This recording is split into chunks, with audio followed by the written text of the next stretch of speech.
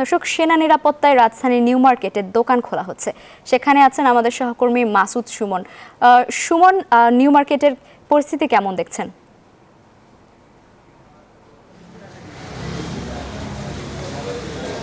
লাইবা, আপনি যেমনটি বলছিলেন যে সেনা নিরাপত্তায় আজ সকাল 10টা থেকে কিন্তু এই নিউ মার্কেটের দোকান খুলে দেওয়ার কথা ছিল।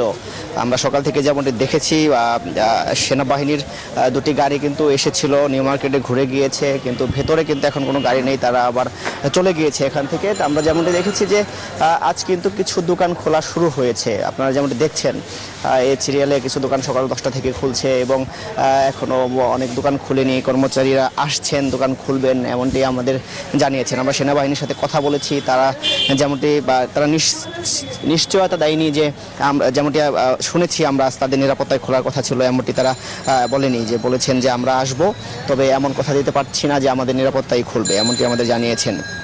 আপনাদের জানিয়ে রাখি, নিউ মার্কেট কিন্তু গেল মাসের জুলাই মাসের 13 তারিখে যে ভারী বর্ষণ হয় ঢাকা শহরে, তারপরে কিন্তু এই নিচের অংশটি তলিয়ে যায়, তারপর থেকে কিন্তু বন্ধ ছিল। তারপরে যখন এই ছাত্র আন্দোলনের কোটা বিরোধী আন্দোলনটি শুরু হয়, তখন থেকে কিন্তু সেই প্রথম দিক থেকেই, অর্থাৎ বলা যায় 16 তারিখ থেকেই বন্ধ ছিল নিউ মার্কেট, একেবারেই তারা খুলতে পারেনি নিরাপত্তার কারণে। আপনাদের আরেকটি বিষয় জানিয়ে রাখি, এখানকার দোকানদাররা যেমনটি জানিয়েছেন, এখানকার কর্মচারীরাও কিন্তু প্রায় 3 জনের মতো নিহত হয়েছে এই আন্দোলনে বিভিন্ন ইস্যুতে। আপনাদের এখানে কিন্তু প্রায় 500 দোকান রয়েছে নিউ মার্কেটে। আমরা কথা বলেছি, গতকাল কিছু দোকান খুলেছিল, প্রায় 5000 হকার রয়েছে। তারা দীর্ঘদিন বন্ধ থাকার কারণে কিন্তু আর্থিক সংকটে পড়েছেন, দোকান ভাড়া নিয়ে সংকটে পড়েছেন।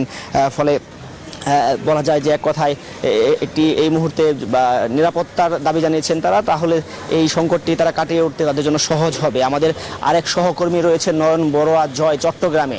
আপনি জানাবেন যে চট্টগ্রামের চিত্রটি কেমন? 100 গ্রাম রাঁধুনি হলুদ বা মরিচের গুঁড়ার সাথে 2টি এবং 200 গ্রামের সাথে 4টি রাঁধুনি স্বাদ মিশালি ফ্রি।